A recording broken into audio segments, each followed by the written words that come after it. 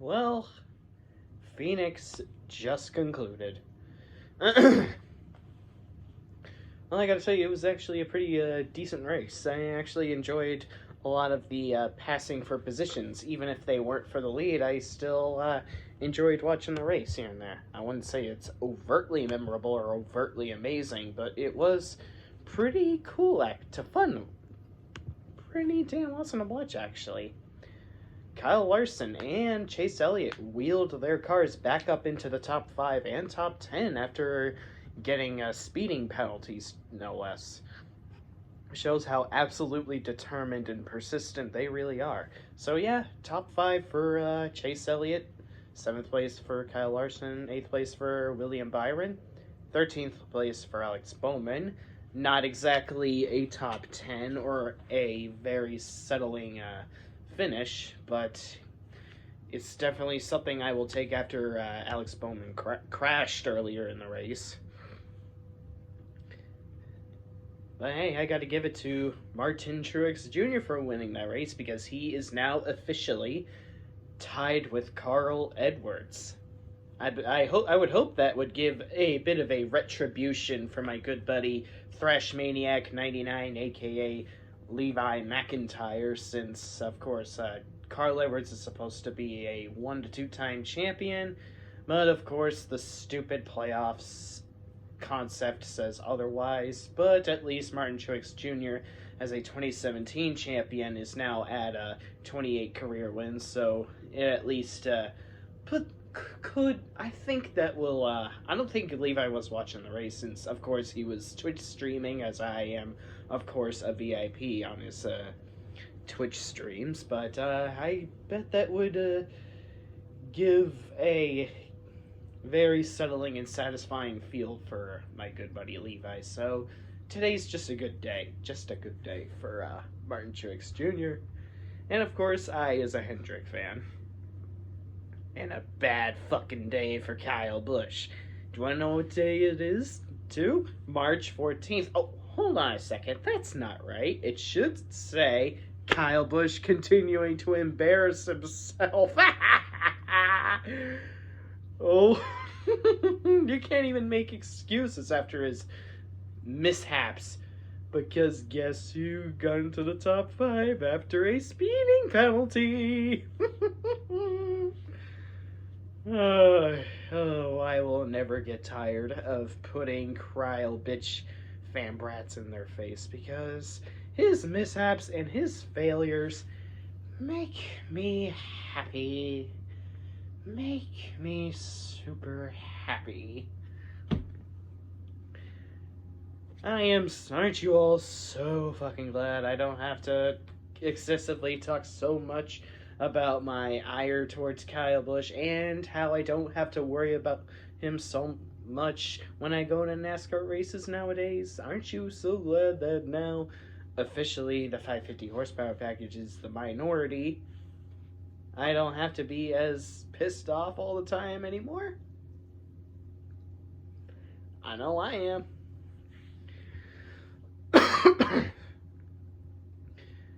Hey, Joey Logano did have the dominant car. I thought it was going to be two Joey Logano victories of the Phoenix Spring Race in a row, but Martin Truex Jr.'s strategy and persistence said otherwise. He was at first having a bit of a hiccup in the season, but he finally won when it mattered in the Phoenix race. So, yeah, good on him. There was a lot of green flag passes, a lot of lead changes for this race. Honestly, the tracks, 1 milers like Phoenix don't really get that much love when they produce some of the far better racing, especially when Loudon, New Hampshire, Phoenix, and Dover produce one of the better God damn, stop stuttering. One of the far better intermediate styles of racing, and styles of racing that aren't even far away from what you would expect at short tracks. So a lot of passing, a lot of 3-wide pass for positions, a lot of pedal to the metal, a lot of beating and bang without outright dumping them. I liked that.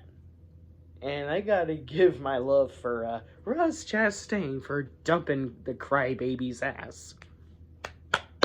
You got my respect, Chastain, for kicking Kryle's ass.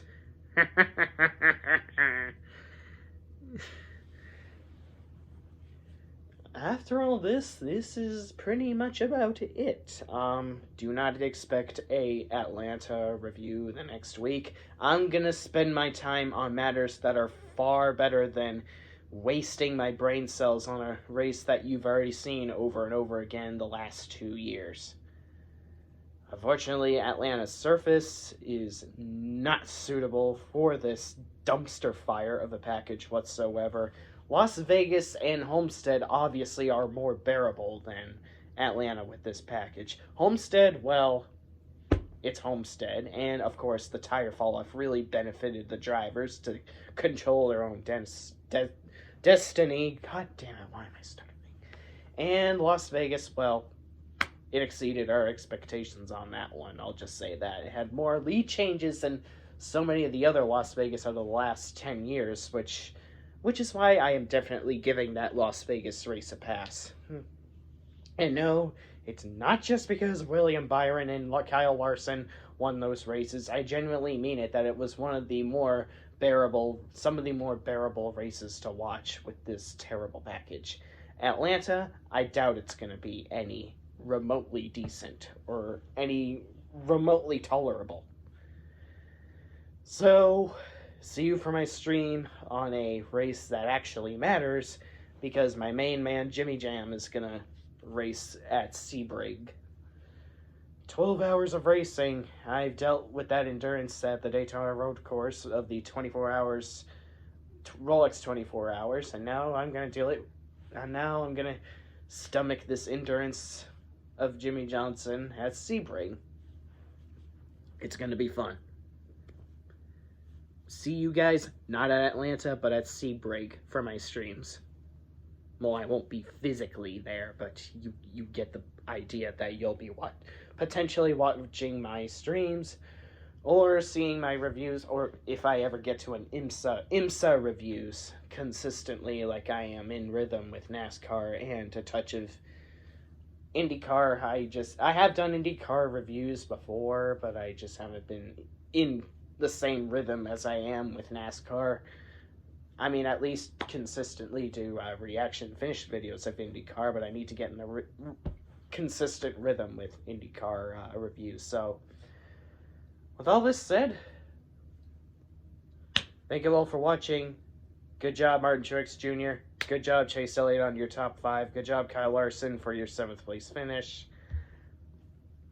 William Byron with his 8th place finish. Bowman, you did the best you could. You never gave up after that crash. Good job. See you all, whatever random video I may make next. And thank you all for tuning in. This was one of the more fair races. I'll have to just call it about a 7.7 out of 10. This has been a season so far that doesn't, I won't say is overtly spectacular, but it at the very least doesn't suck. And that's a big milestone. For a season not to suck is a massive milestone for NASCAR. Emphasis on me saying not sucking rather than calling it good.